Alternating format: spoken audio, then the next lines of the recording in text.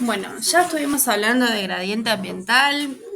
Tienen que tener en cuenta el concepto, lo tienen que tener en cuenta porque la evolución, o sea, lo que es el proceso de evolución, sucede a nivel, o sea, la ecología es la práctica, es un concepto como que yo quise relacionarlo, y se va a fundamentar o se va a sustentar o sostener en genética. Entonces, evolución, ecología y genética están íntimamente relacionadas, con lo cual por eso es importante retomar una parte de ecología para poder explicar genética y poder entender evolución. Por eso es importante retomar el concepto de nicho ecológico, poder interpretarlo y entenderlo bien, a qué hace referencia y que no es el rol o la función solamente que cumple el organismo en su hábitat, sino también el gradiente ambiental, que es esas variantes ambientales y también de los recursos que tienen, que va a corresponder o va a limitar a su nicho.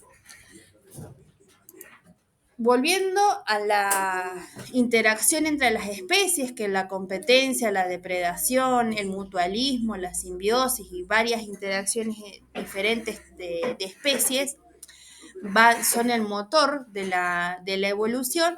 Nosotros estamos hablando de cuando hablamos de nicho ecológico o repartición de nicho ecológico o diferenciación de caracteres y desplazamiento de nicho, podemos estar hablando de un inicio o un puntapié de un inicio de especiación. Y cuando nosotros hablamos de especiación, estamos hablando ya incluyendo un factor macroevolutivo para que lo tengan en cuenta para poder empezar a relacionar eh, en cuanto a varios conceptos. Especiación es un factor macroevolutivo que tiende a también incluirlo con el tema de la cladogénesis. Pero volviendo acá a la foto que ven acá, es la especiación en palabras claves o algo simplificado, no es nada más y nada menos que es la división del acervo genético de una población ancestral. Esta población ancestral va a estar representada por la curvatura roja, que se divide en dos linajes diferentes. Acá ocurrió una especiación, ocurrió un evento de cladogénesis, y eso es lo que nosotros vemos en el clado, todos procesos de especiación o todos procesos de cladogénesis, la cual permitió la gran biodiversidad que conocemos hoy en día en nuestro planeta. Volviendo al concepto de especiación, que ustedes lo tienen que saber porque se puede llegar a preguntar, es nada más y nada menos la división del acervo genético. Y si a ustedes le preguntan, bueno, ¿pero qué es el acervo genético? Ustedes tienen que tratar de ir llevando, explicando paso a paso, diríamos, para poder complementar el concepto en sí, porque son conceptos que son medios quizás difíciles de explicar o de interpretar con una sola palabra, pero a medida que vamos haciendo como una especie de hilo de telaraña, lo vamos a ir poder entendiéndolo de a poquito. Palabras clave es la división del acervo genético. Tenemos una población ancestral que se ha dividido en dos poblaciones diferentes. ¿Está? Bueno, como había dicho con anterioridad, la especiación forma parte de un patrón macroevolutivo que corresponde a la formación de linajes, ¿está? Formación de linajes, que produce dos o más especies.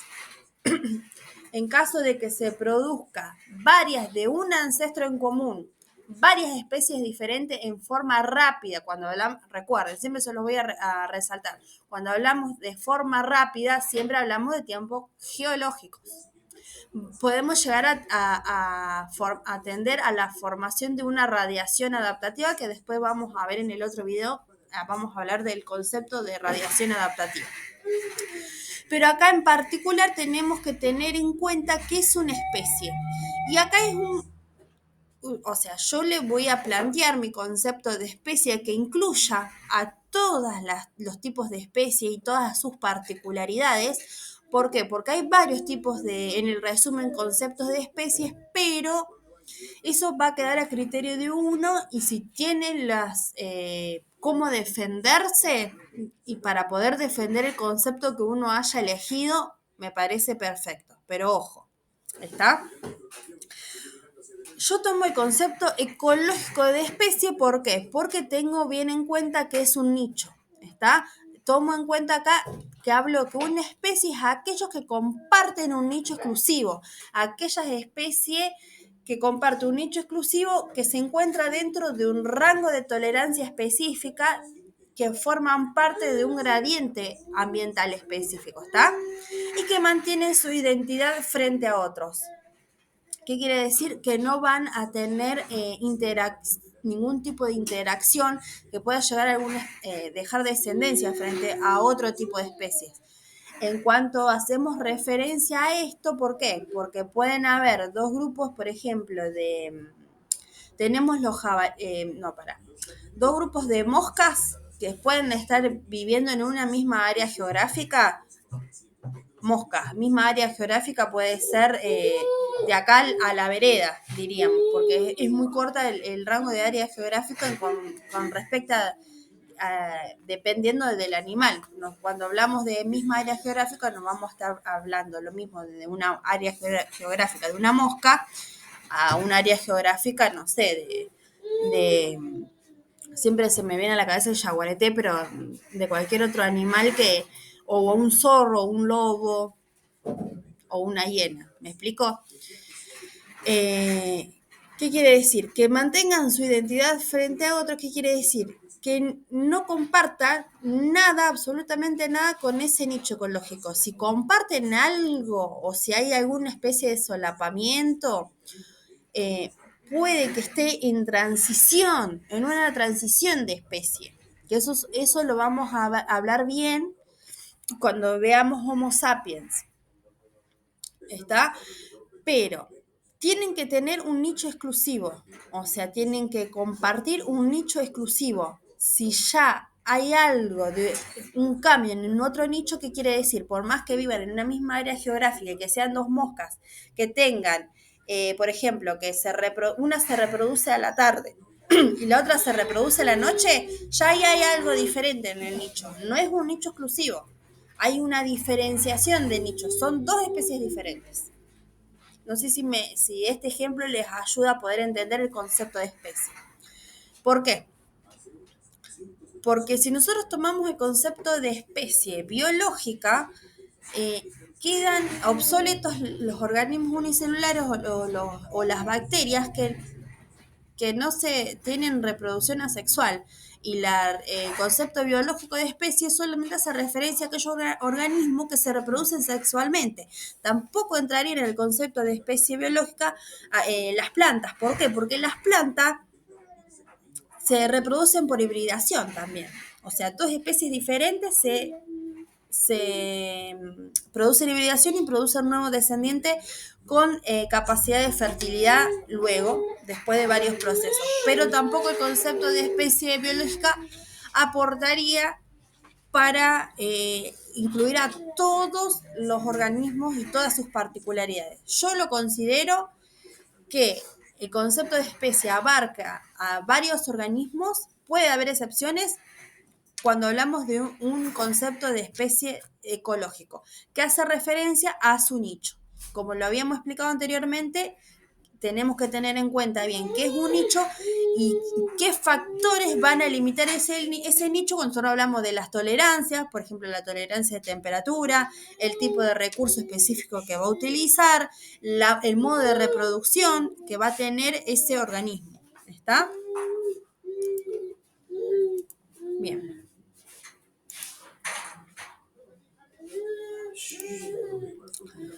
Bueno, como les había dicho, ¿cuáles son los requisitos de ese nicho exclusivo? Son tener las mismas dimensiones ecológicas, es decir, los mismos recursos y las mismas condiciones ambientales y sexuales que le van a permitir llevar a cabo su forma de vida. Acá hay un proceso también de selección sexual, después vamos a explicar bien más detalladamente qué es la selección natural, pero aquellos que tengan ciertas características que le permiten comportar, tengan una conducta diferente en cuanto a apareamiento y van a responder algunos y algunos no, en cualquier parte, en cualquier momento eso va a tender a una especiación.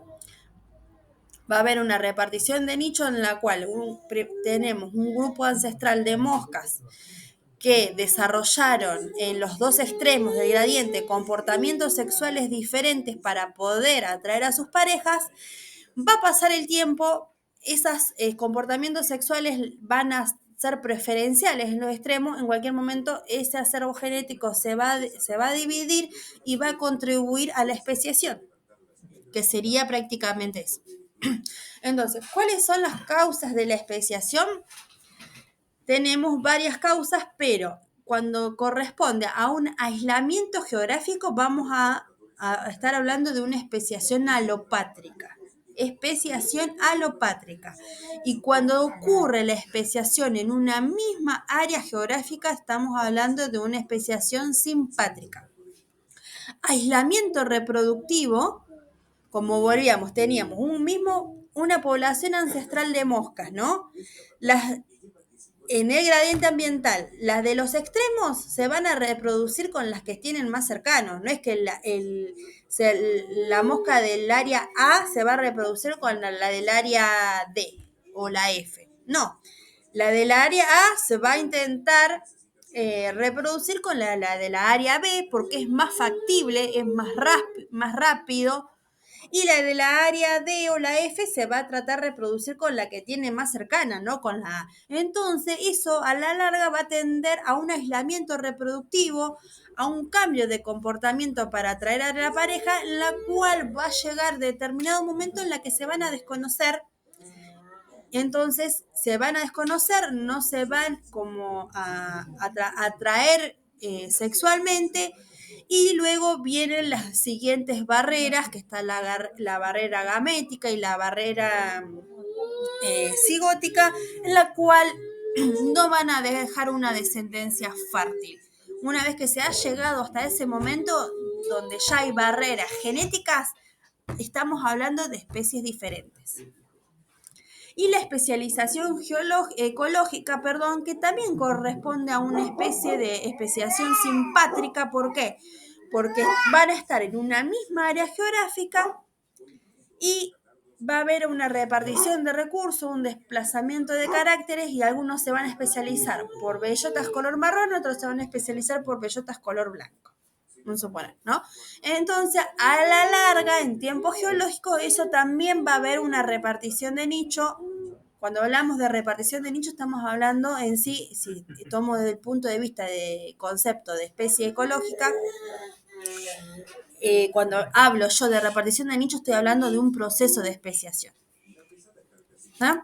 Entonces, acá, especiación alopátrica, estamos hablando que sucede por una barrera geográfica. Puede ser el nacimiento de un río, puede ser el nacimiento de una montaña.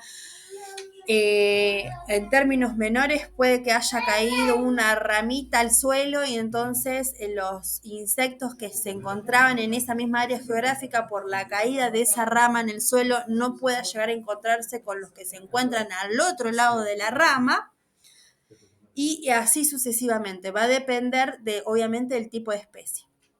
Acá tenemos varios ejemplos de especiación alopátrica en el clado. Una de ellas importantísima es cuando Pangea, el continente Pangea, se va a ir derivando, o sea, se va a ir dividiendo, y se dividió en lo que era en América del Sur y en África, en la cual ahí nacieron o sucedieron los monos del Nuevo Mundo, que son de América del Sur, y los monos del Viejo Mundo, que luego de los monos del Viejo Mundo, o el género Homo, los monos del Viejo Mundo, los primates del Viejo Mundo, después, no, perdón, después aparecimos nosotros. Bien, especiación simpátrica, como les había dicho, corresponde a una misma área geográfica. Y acá tenemos, por ejemplo, los violetas se van a intentar reproducir con los violetas, no se van a querer reproducir con los amarillos, y son de la misma especie. ¿Por qué? Porque siempre a la especie lo que se pueda llegar a ahorrar ese gasto energético mejor, porque todo el ahorro energético que va a tener una especie lo va a invertir en reproducción. Entonces, le es más factible, le es más productivo que se reproduzcan con los violetas, se reproduzcan con los violetas, más allá de que el violeta, si se reproduce con el verde o con el amarillo, sí va a dejar descendencia fértil porque es de la misma especie. Pero nosotros en este tipo de especiación simpátrica corresponde a la misma área geográfica en la cual a través del tiempo unos se van a tener preferencias de reproducción con otros y no con, van a tener referencias de reproducción unos con los otros y van a ir quizás adoptando diferentes características o preferencias sexuales o conductuales también, porque acá entran mucho en juego las características conductuales en cuanto a lo que es a la atracción sexual o de la pareja, para poder llegar a reproducirse y dejar una especie de descendencia fértil. Acá en ecología podríamos estar hablando de metapoblaciones. ¿Qué quiere decir? Que si el verde logra poder reproducirse con el violeta, van a dejar descendencia fértil. Pero es en cuanto al ahorro energético y mayor aptitud biológica, es preferible que los violetas se reproduzcan con los violetas, los verdes con los verdes, estos que son medios marroncitos, no veo bien, con los marroncitos, y a través del tiempo geológico puede llegar a tender a una especiación simpátrica. ¿Está? ¿Cuáles son esos mecanismos de especiación simpátrica? Van a ser la especialización de nicho. Puede que los violetas prefieren reproducirse a la noche y optan por salir a buscar sus recursos o el alimento de noche, y los amarillos lo hacen a la tarde y los otros y los verdes lo hacen a la mañana temprano. Entonces tampoco va a haber el encuentro y va a haber una especialización de nicho. También, como habíamos dicho, los cambios conductuales, y los cambios conductuales siempre corresponden al tipo de selección sexual. ¿Está? Diferente canto de un ave cambia, hay aves que van a preferir a colibríes que van a cantar de cierta manera y otras que van a preferir a colibríes que cantan de otra manera, o van a preferir que sean más vistosos en cuanto a su pluma, que sea un plumaje brilloso y que tenga una danza que a algunos le va a llamar más la atención y a otros no. Y eso es cuanto a los cambios conductuales que van a tender a elegir su pareja sexual. Acá tenemos que recordar que la cladogénesis, el concepto de cladogénesis está íntimamente relacionado con el concepto de especiación, y la especiación es un evento macroevolutivo, ¿está? Que después tenemos que empezar a diferenciar que solo la cladogénesis puede promover la diversidad biológica y aumentar el número de especies, ¿está? Porque tenemos en contraposición a la anagénesis, que no es nada más y nada menos que esa acumulación que van teniendo, esa acumulación de alelos o cambios en la frecuencia génica que van teniendo la población a través de las generaciones que van sucediendo en el tiempo. Pero como nosotros estamos viendo acá, la cladogénesis, por eso el clado se llama cladograma, puede promover la diversidad biológica. ¿Quién produce la diversidad biológica? Los procesos de cladogénesis, que se dan a través de la especiación. ¿Está? Acá ustedes tienen que tener en cuenta que en realidad no hay un límite de decir cómo sabemos si sucedió una especiación o no. ¿Por qué? Porque a la vista del ojo humano hay una retrospección muy negativa. Nosotros por eso podemos tener un amplio error en cuanto a decir esto es una especie y esto no. ¿Por qué? Porque tenemos un tiempo muy corto, muy limitado a cómo sucede el proceso de evolución a través del tiempo. pero podemos llegar a enumerar, no tan de manera factible, varias etapas o varias formas de poder decir, bueno, la especiación sucede así y se da a través del tiempo de esta manera. Bueno, voy a grabar la grabación para no perderla y después en otro video retomo porque me tengo que ir.